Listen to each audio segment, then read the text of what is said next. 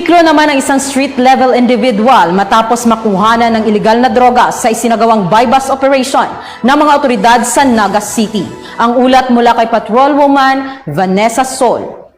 Sa ikinasang buy-bust operation ang isang lalaki na kabilang sa street-level individual sa isinagawang operasyon ng pinagsanib ng mga operatiba ng Police Station 5 SDEU, CMFC Intel, City Intelligence Unit, CPDEU Naga CPO sa pakikipag-ugnayan sa PDEA Region Office 5 sa Barangay Mabolo, Naga City. Kinilala ni Police Colonel Erwin L. Rebelion, Naga City Director, ang naarestong sospek na isang lalaki, 27 taong gulang, walang asawa at residente ng nabanggit na lugar.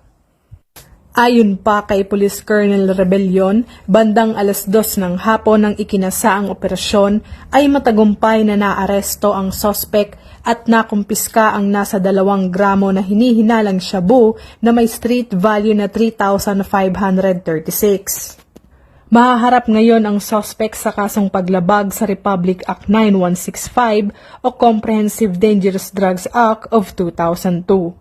Patuloy ang operasyon at kampanya laban sa iligal na droga ng Naga CPO sa pamumuno ni Police Colonel Erwin L. Rebelion, Naga City Director, alinsunod sa adhikain ng Pangulo ng Pilipinas na isang maunlad, ligtas na bagong Pilipinas at serbisyong nagkakaisa. Mula dito sa Naga CPO, ako ang inyong PNN correspondent, Patrolwoman Vanessa Sol, alagad ng batas, tagataguyod ng Balitang Pulis. Maraming salamat, Patrolwoman Sol.